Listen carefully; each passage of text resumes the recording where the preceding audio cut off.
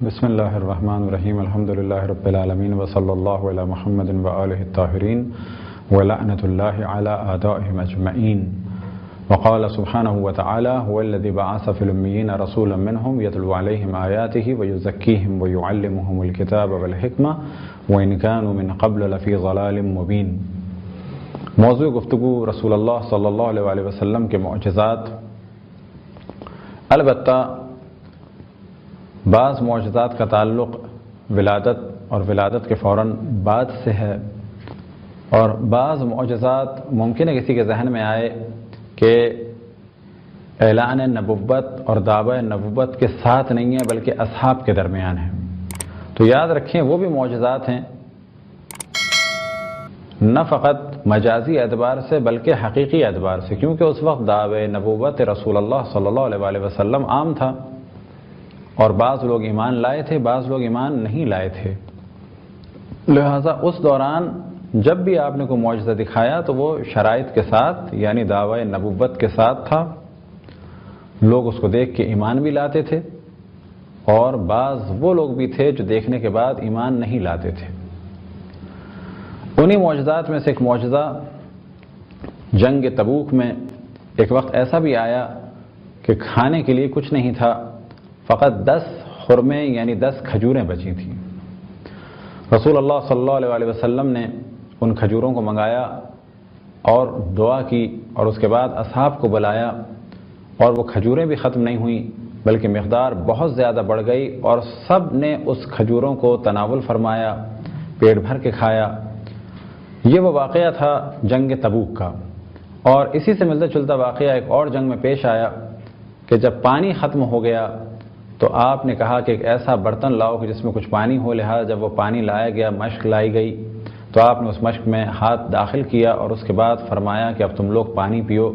یہاں تک کہ سب انسانوں نے اور حیوانوں نے پانی پیا اور وہ پانی ختم نہیں ہوا۔ حیات القلوب میں ایک واقعہ نقل ہوا ہے قطعہ بن نعمان، ایک جنگ میں ایک ایسا وار ہوا کہ ان کی آنکھ باہر نکل آئی۔ یہ رسول اللہ صلی اللہ علیہ وسلم کی خدمت میں آئے اور آنے کے بعد عرض کی کہ میری ابھی شادی ہوئی ہے، میری ایک بیوی ہے، خوبصورت بیوی ہے، میں اسے پسند کرتا ہوں، وہ مجھے پسند کرتی ہے، وہ اگر مجھے اس عالم میں دیکھے گی، اس آنکھ کو دیکھے گی تو اس پر کیا گزرے گی؟ تو آپ نے اس شخص کو قریب بلایا، اور بلانے کے بعد آپ نے جناب قطعہ بن نعمان کو قریب بلایا، اور بلانے کے بعد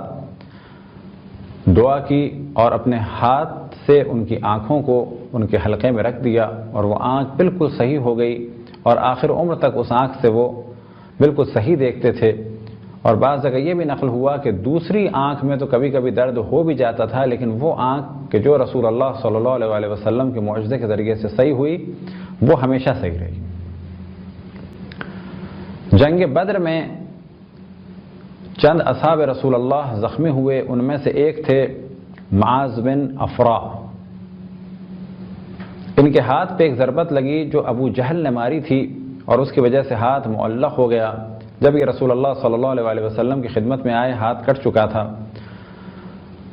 تو آپ نے لعاب دہن کے ذریعے سے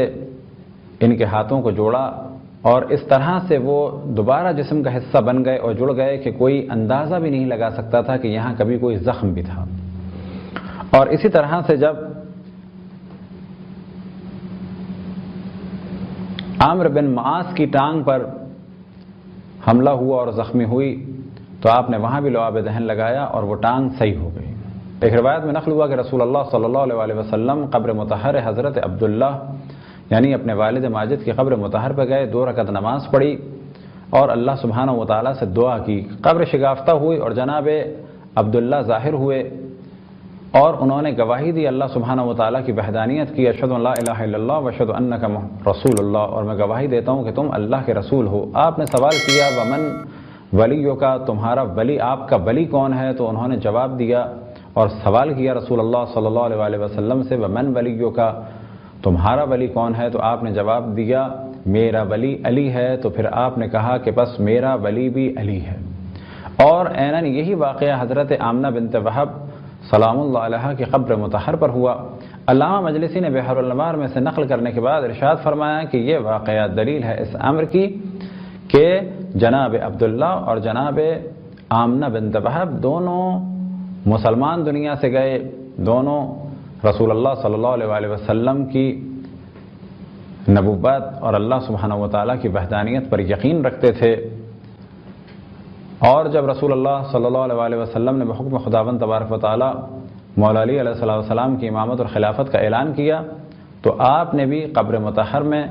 اس چیز کا اعلان کیا کہ علی ہمارے بھی ولی ہیں۔ جناب فاطمہ بنت اسد کے گھر میں ایک کھجور کا درخت تھا، وہ فرماتی ہیں کہ وہ خشک ہو چکا تھا، بیکار ہو چکا تھا، فقط ایک تنے کی صورت میں تھا۔ ایک دن رسول اللہ صلی اللہ علیہ وسلم نے اس پہ کچھ ہاتھ پھیرا اور دعا کی، تو اس کے بعد وہ درخت سرسبز ہو گیا اور ہمیشہ اس میں سے تازی کھجوریں نکلتی تھیں، اور ہر صبح اور دن کے مختلف ایام میں جب کھجوریں گرتی تھیں تو میں ان کو اٹھاتی تھی،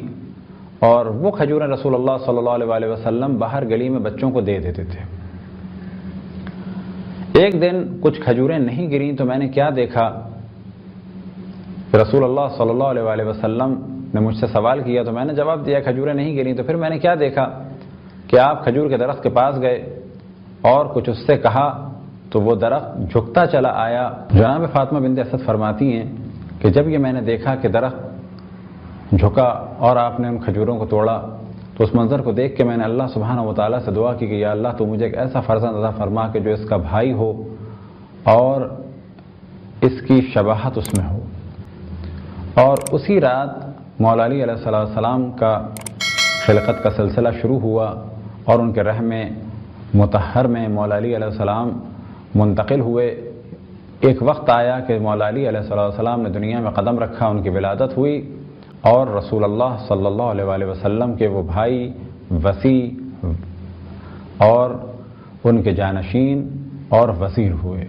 معجزات رسول اللہ صلی اللہ علیہ وسلم میں سے ایک معجزہ، جب جنگ بدر عروج پہ تھی تو ایک جانب تو اللہ سبحانہ و تعالیٰ کی جانب سے ملائکہ کا نزول ہوا، تو دوسری جانب سے رسول اللہ صلی اللہ علیہ وسلم نے اپنے معجزات ظاہر کیے، اور ان معجزات میں سے ایک معجزہ کہ آپ نے چند سنگریزے اور مٹی لی اور دشمنوں کی جانب پھینکی، اور ایک ایسا طوفان آیا اور آندھی آئی کہ جس کے بعد وہ کچھ دیکھ نہیں پا رہے تھے، یہاں تک کہ مسلمانوں نے ان پر حملہ کیا اور غلبہ پایا۔ یہ تھے چند معجزات، اور انشاءاللہ کچھ معجزات اگلی نشست میں بیان کیے جائیں گے۔ خداوند تبارک و تعالیٰ سے دعا ہے کہ بحق محمد و آل محمد ہمیں اپنے رسول، اپنی حجتوں، خصوصاً امام زمان علیہ السلام کی معرفت اور اطاعت کی توفیق عطا فرمائے۔ وصلی اللہ علی محمد و آلہ الطاہرین۔